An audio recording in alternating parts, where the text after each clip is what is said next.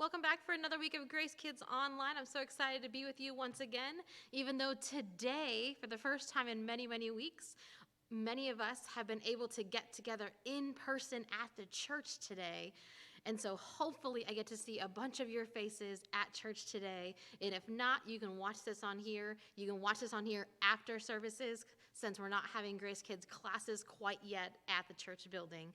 So once again, today I'm just glad to be able to connect with you in this way. And so today, first, I want to go through our memory verse that we started learning last week. And that's from Psalm 136, verse 1.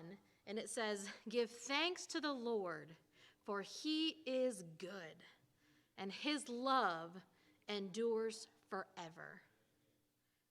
So I'm going to say that one more time, and I want you to repeat after me. All right? Give thanks to the Lord, for he is good. His love endures forever. Awesome. And so today, as we're thinking about God and he's being so good and his love enduring forever, I want to talk about a story today that happens in the Old Testament. In the Old Testament, there's a group of people called the Israelites, and they were people especially chosen for God to be God's people back then. Just like we can choose to be part of God's people today, back then God chose a family and said, through your family, I'm going to bless you. You will be my people. And these were those people, the Israelites. Recently, they had been in slavery and enslaved by people in Egypt, but God had sent a guy named Moses. God used a guy named Moses to deliver them from slavery. They had escaped from Pharaoh and gotten away, and they were traveling to the land that God had planned for them. And so today we pick up on this story today when they are at the edge of the land that God was bringing them to. And so God told Moses, gather 12 men, one from each tribe of Israel, because they had 12 families that made up this big group of God's people.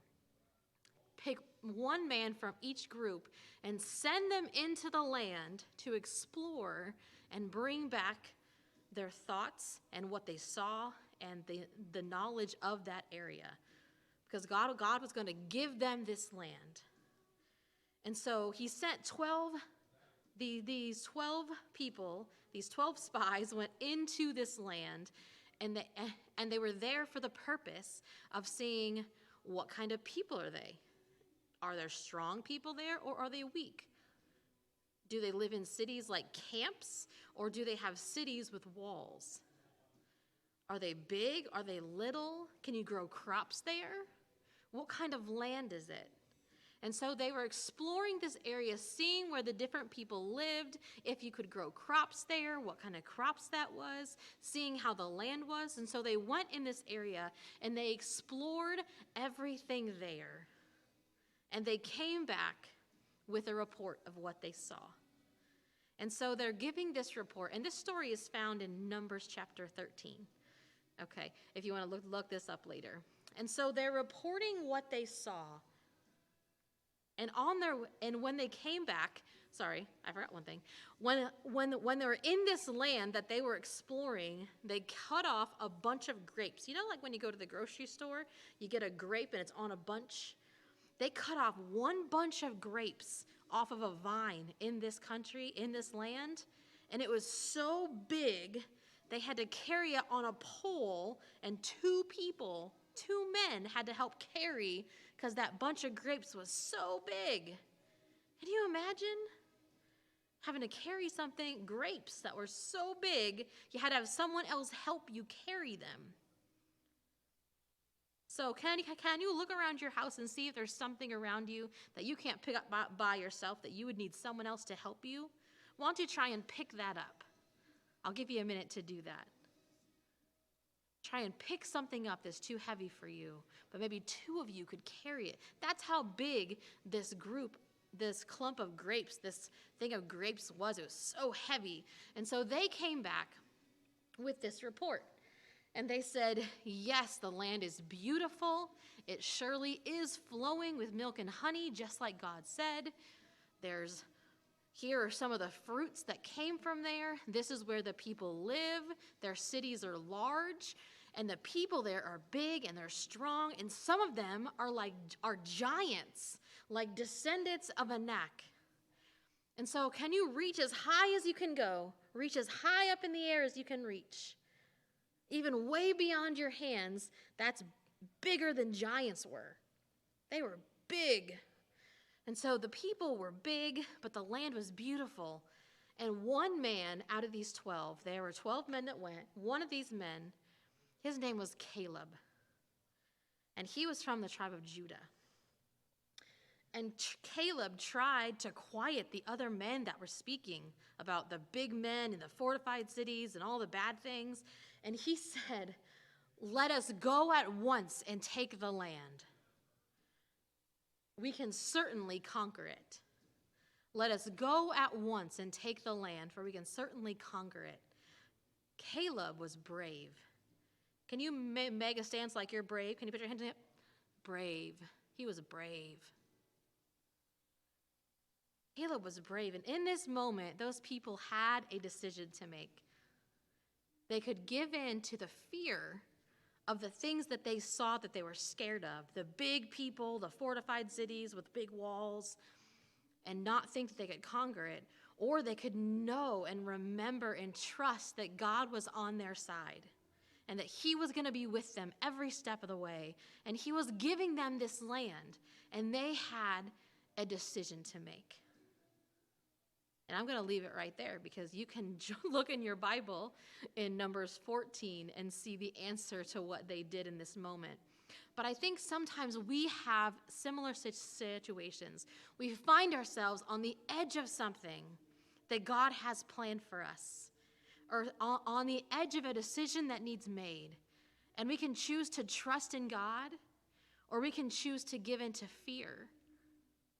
And so in this time, in this week, I want you to remember this story of these 12 spies that went and looked at the land that God had for them, and the decision that they had to make. And what decision will you make this week? What will you make as a family? What will you make as a person yourself?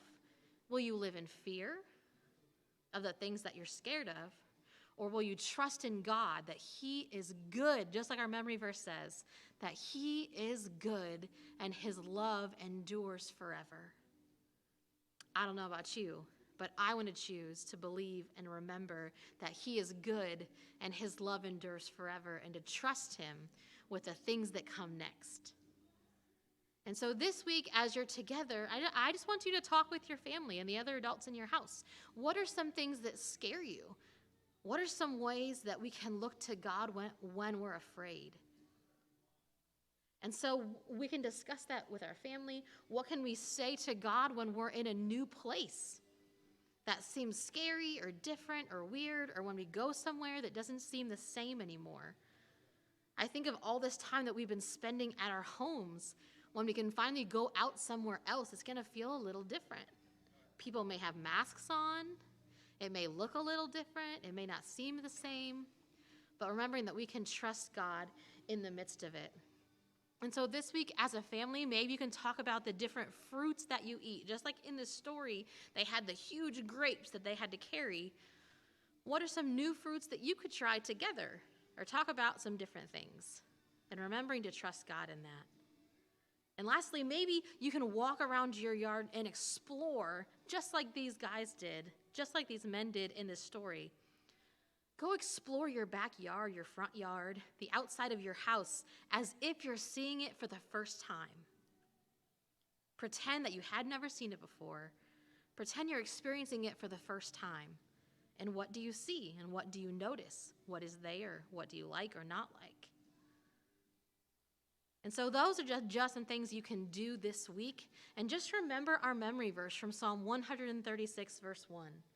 Give thanks to the Lord, for he is good, and his love endures forever. So my prayer for us this week is that we continue to trust in God and to not turn to fear. that you would join me this week in praying that for the people in our church, the people in our house, the people in our neighborhood and in our community, that we would lean on God and trust in him, for he truly is good. I hope you have a wonderful week.